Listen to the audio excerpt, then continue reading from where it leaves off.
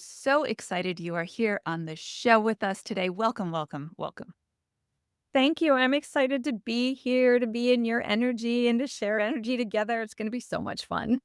Absolutely. I was saying before we hit record that I was looking so forward to this because I knew that your presence, even virtually, would give me an energy boost. And that's the topic of our show today as we think about little people being energetic beings. So I kind of just want to start right there. There is this phrase that is moving around in all the early childhood spaces right now. And parents are really tapping into this idea that emotions are energy in motion. It sounds really fun to say. It's like a little aha moment for a lot of us. But what does it really mean? Oh my gosh. It's such a great question. And I have to tell you, I'm so excited that that conversation is actually happening in schools and homes now because we've all sensed it and known it for a long, long time. But now we're finally talking about it. And I think that if we look at our littlest humans in their baby form, we can see what we're talking about here. When babies come into this world, it takes them many years to figure out how to communicate with us through words, right? And we recognize that what they're doing is communicating through energetics. They're reading the room, right? They're trying to express themselves to the room without any way to really communicate other than energetics. And um, you know, there are those moments when they move their bodies and you feel the joy, or they tense their bodies and you feel the struggle. And I really think that the babies are there to remind us that the energetics are the foundation of everything else. And they come into this world slowly figuring out their environment, really attuned to who they are on the inside. And they learn this way of being on the inside and the outside and balancing that. And I think that there's this great lesson for us in attuning to how we feel on the inside so that we can better connect on the outside. Yeah, it's amazing, isn't it? It's those like that first year that you're describing, that teeny tiny space is so telling if we are available to witness it and get curious and lean in. What's also true is it is the most overwhelming year for new parents and new caregivers. And so, because they're feeling so emotionally overwhelmed and physically overwhelmed, and honestly, because we're grown-ups, cognitively overwhelmed, it can easily be the most overlooked opportunity to tune in to a young human being's natural energy. So true. So true. You know, when we're called on to provide care for someone else, it's already a challenge to sort of, express what our needs are and to meet their needs. And with a little baby, knowing that it's a little bit more, we're needing to meet their needs, right? So there's even less feedback and support for us than we're used to in these relationships. Um, and we tend to get all caught up in what it looks like. And it's those moments, you know, I just got chills thinking about it and watching. I have a new grandbaby, and watching my son hold her, and it's not the structured learning, it's not the organized experiences, but it's watching their eyes connect. It's watching their embrace, and it's those moments of that silent connection that really matter, right? And that's what we wanna do. We wanna keep on building that, and it's what builds the trust for that little baby. Those are the moments that build a sense of safety. It's not what you feed me or whether you put socks on me or not. It's whether you look into my eyes and I feel safe and I feel consistently connected. And connection is not quantifiable, which we try to quantify pretty much everything in those early days. And another thing that's so important for all of you out there, we say this in early childhood education all the time, is you need to connect before you can expect any skill building to happen. And so, those early months, that first year, that's your connection point. All right, now let's move to toddlers, right? Because their energy and motion looks and sounds a little bit different. A little bigger, a little yeah. Yeah, yeah, um, I love toddlers because they're figuring out their bigness and they're not figuring out our expectation that they not always be in their bigness. Right?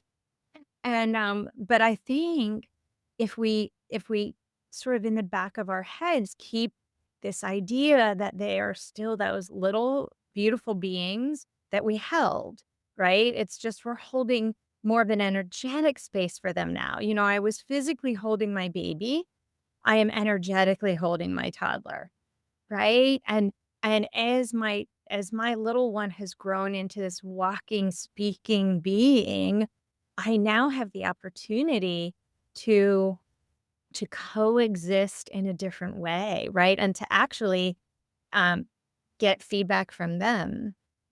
Most of, not to drag us down into the neuroscience, but, most of the connecting on a neurological level when they're little is baby mirroring us.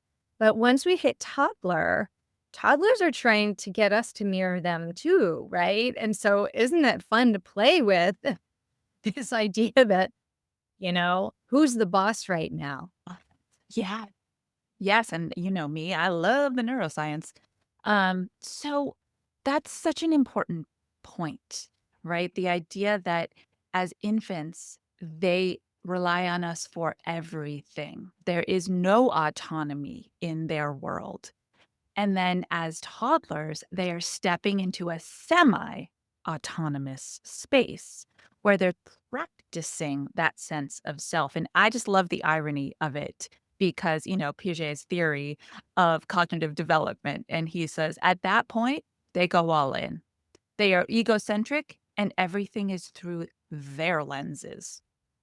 Yes, absolutely, and I might say that we spend a lifetime trying to rein that in, right? We get it big as a toddler and from that point on, we're going, "Oh, okay, this is me. Oh, okay, that was too much me. Oh, oh, there's not enough me."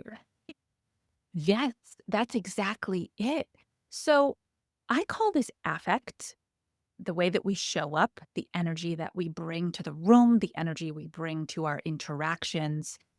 And how do you coach parents and educators when there's an energy mismatch? Because we all bring our own. I'm an outgoing, charismatic, like I enter the room and I'm there. And it's always been that way since tinyhood. Now, I had a kiddo who did not embody that energy. And so coming along with me was not an easy ride for her. And I tried to be super emotive and understanding, but like ultimately deep down, really wanted to be able for her to see and experience the world the way I did. So how do you help people kind of normalize these energetic spaces? Yeah, first of all, I just wanna say, isn't it interesting how we want folks to be able to see the world the way we do, but then the way we see the world is so complicated and hard sometimes, right? Oh, we want someone else to see the way we do. Um, but you're right, um, the great thing about it is that we all come with our own energy, and there are times where it's really symbiotic and it moves and it feels really cool. I mean, I've shared this with, some of my clients that, you'll walk into a room and sometimes, you're feeling really good. You walk into that room and they're feeling good and you're like, "Yes, I've arrived." But also you could walk into the same room and 20 minutes later, the vibe is different. Let's say there was a conflict or something and you're mismatched energetically. And again, those mirror neurons are trying to help us belong and connect. And I think that's what you wanted. You wanted that connection with your daughter, right? You wanted her to feel the same as you. And there's nothing wrong with that. We're wired to be that way. Um, but but what happens then is I either need to shift me or you need to shift you so that we can feel together.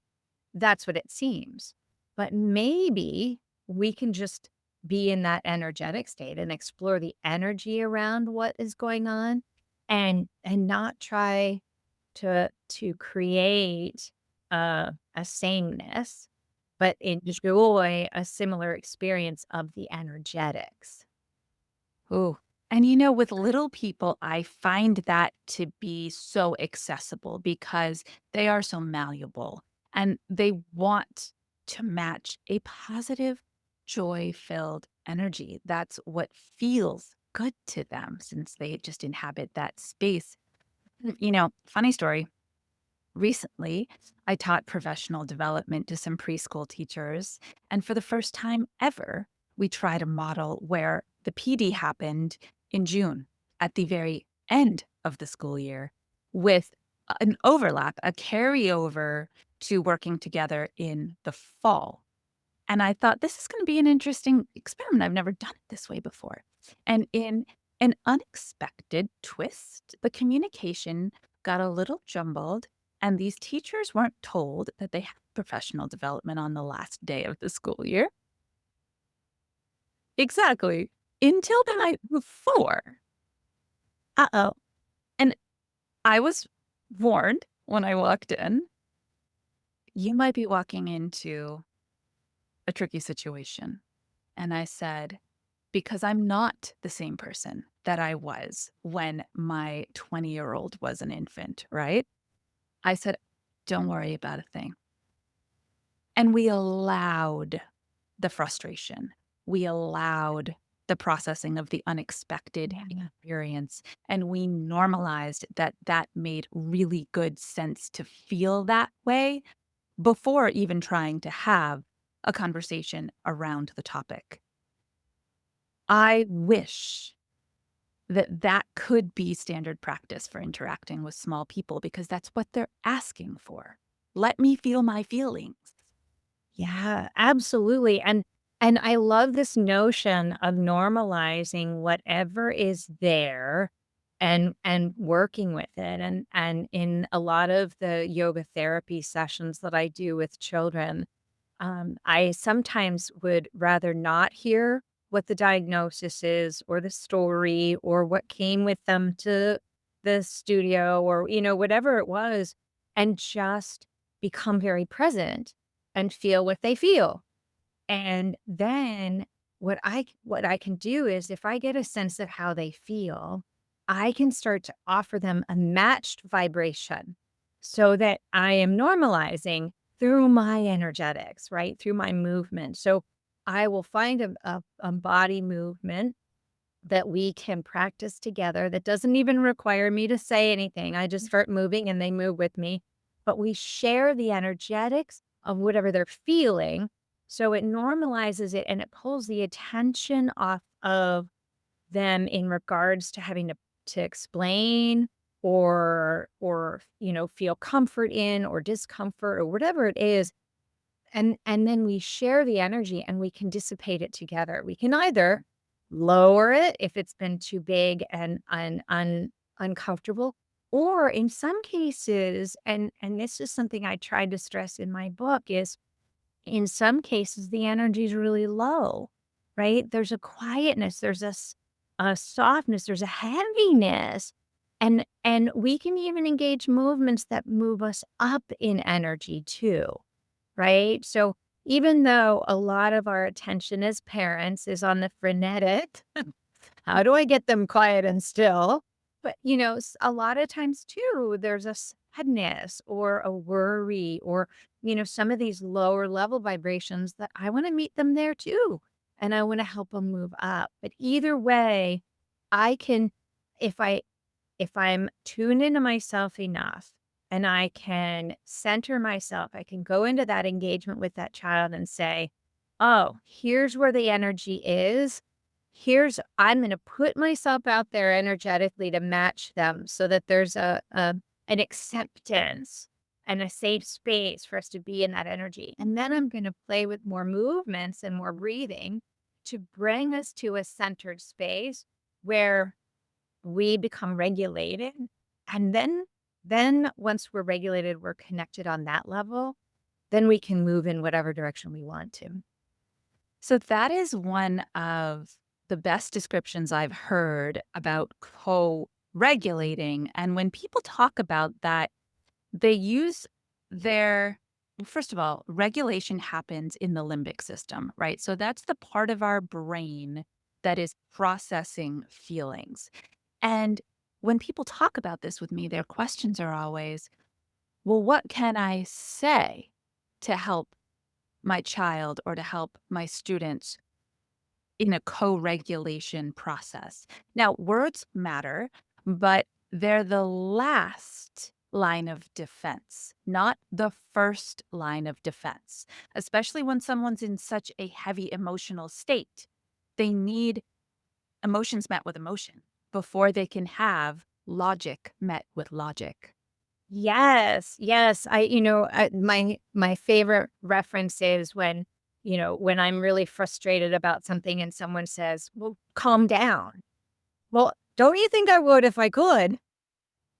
I'd much rather you come to me and say, I got you. Oh yeah, I feel that. Right. And we work with it together. And and I don't want us to stay there. That's the other thing is, I don't want to yank them into my frustration and to stay in my frustration. So I might need some help getting out of it. But I know that there's a a a widening of tolerance that happens, the more often my feelings are met with acceptance and given a platform to rest on before I can untangle it all. Yes. Oh, that's so interesting. All right. So you just got my brain a whirring. So we talk a lot about early childhood with Vygotsky's theory and that zone of learning that requires friction for skill building. But I hear you saying that it requires friction to develop a sense of self and the ability to tolerate feelings so we can self-regulate. Yes. Yes, that I think that's exactly it. Is, you know, there's this challenge of, you get a necklace and it ties in a knot. And if you pull on the ends, you make the knot tighter, right? So that's too much friction. But if you kind of push and pull on it, then eventually it starts to unwind, right? And you start to have some room to play with it. And it's in the playing with it that you can go, "Oh, I see how to untangle it." Right? And so you're right, this friction is needed, to it gives us the reference point for the unwinding. And I loved how you referenced tolerance because tolerance can be a good thing. I'll share at the time of this recording, I am writing my book and I'm weeks away from a first deadline. And every morning I wake up refreshed and ready to go and feeling like I have got this. And every night I am saying to my husband, I'm not sure how to tolerate this stress. I'm working at it. I'm using all my best mindset hacks. And I know deep down I will get this done and say I did that. But right now, the feeling is overwhelming. And so we ride this roller coaster. And I feel like sometimes we expect kids to always be in a positive, regulated state. And that's not even very healthy, is it? Absolutely. First of all, it's not being human. Um, but right, and I think you're right. I think I I I I'll share with you a story from when I went to visit, my kids' elementary school one time. I went to parent back to school night, and they had us follow our kids' little schedule and go to some of the specials and things, and they had us walking silently through the halls. We weren't allowed to speak when we walked through the halls, and we weren't allowed to speak in class, and we weren't allowed, and I just by the end of teacher night, I said, "I couldn't be in elementary school," right? That pressure to conform and comply was brutal, and I had, like you said, I had a lot of skills. I have a big toolkit of mindfulness tools and ways that I can keep myself steady, and that was one of the big realizations for me of the importance of allowing the energy to be, allowing the imperfections to be, and almost celebrate them. Because if you had not said, "Oh my goodness, I'm at the end, I don't know if I can do this," then you wouldn't have been able to step in to yourself and say, "Wait a minute, I think I have this," right? And to be empowered to to be your biggest, most beautiful self, right? Yeah, and it is a journey that most adults our are taking on. Let me rephrase. It's a journey that if adults choose to take it on, they are undoing and spending so much energy going back to, unpack and decode all of those early experiences that created that emotional foundation. And it's big work.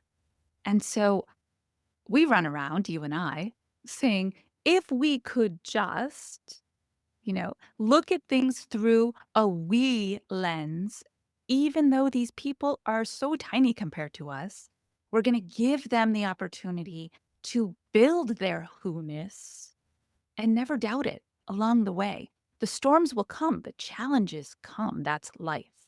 But if you can stand up and say, I know who I am, and I know how I challenge myself and how I tackle hard things, then the storms get a little bit easier. Yeah, I'd like to share with you, when I was a mom of young children, um, I had this perspective that I was supposed to impart my wisdom, right? I was supposed to manage my children and and I was supposed to, somehow help them become people. And in my personal growth, but also in my work as a therapist, I came to understand that I'm a platform and my children landed here in this world in my lap or on my head or on my shoulders, wherever it was. And as long as I stay steady, that's all they need because then they can launch. So beautiful.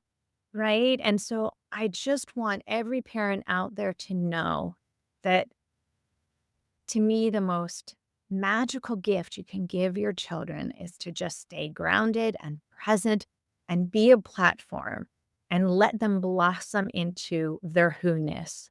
Let them be imperfectly, beautifully enormous in who they are and just know that it's enough that you just held on to them. Mm. Yes, and that never goes away. It is you and I both have adult children, and we know what that looks like in the toddler years, in the early elementary years, in those middle school, high school years, and in the flourishing adult years. And for me, there is such joy in helping my kids see that life is not linear, that just because you're older than she is doesn't mean that your path is supposed to be further along than hers is. And that's our personal experience in this household. and the freedom that they feel knowing that we're not keeping score based on how old they are or when they graduated or what skill set they do or don't have yet is so brings us right back to the beginning. It is reestablishes every time the connection. Yeah. Yeah, absolutely, and it's the way we wanna be connected, right? We want to be connected to their wholeness. When I lead, children's yoga teacher trainings, I always say, they're the same sized cells in little bodies. Yes. Right? We're all the same sized cells. And if we can just remember that and connect in that space of respect and reciprocity and belonging, it's going to be great. It really is, and it is not nearly as complicated as we choose to make it. Lisa, you have put 30 years of experience, your psychology degree, your yoga instruction into an amazing book. So, could you just tell us briefly about this book and who it's for and where they can go get it? Yes, thank you for asking. It has been really, hearing you talk about the pressures of writing your book. I know I've been there, and but my book has, as I'm sure yours is too, is really just a project from my heart, and it is the opportunity to share 30 years of mistakes, 30 years of luck, and 30 years of some really, really focused skill building. And my hope in the book is that I can share with people really practical and accessible information about the nervous system Mm. and information about mindfulness and movement and the science behind why movement actually makes our brains grow and how movement and breathing and meditation can actually help us to feel in control by letting go of control. And I'm really, really excited because, a lot of folks have said, why creating calm in your classroom? Well, it's mostly because I was an early childhood educator for 20 some years and I'm still in classrooms. But also, I feel like for children, every moment of their lives is a classroom. Mhm. Home is a classroom, the streets are a classroom, the supermarket's a classroom, the playground's a classroom, the academic building that we call school is a classroom. And so these tools are really something that you can very easily stick in your pocket, learn in your body, share in the classroom that is life. Mm. Absolutely. Parents are a child's first teacher, so your houses are your classrooms. All right, so it is called Creating Calm in Your Classroom, and we will have the link in the show notes for you to easily go click and get your copy. And we're talking to all of you parents, caregivers, grandparents, teachers, whether maybe you're a teacher in training and this is something you just really want to ground yourself in. So when you start, you start the way you wanna finish. So, Lisa, thank you so much, for sharing your wisdom with us today. This conversation has done exactly what I expected. It's grounded me and lifted me up at the exact same time. Well, Kara, it has been a pleasure. I really, really enjoyed having this conversation with you. All right, for all of you out there in our toddler tribe, you know what to do. Stay mindful and proactive as we transform the toddler years.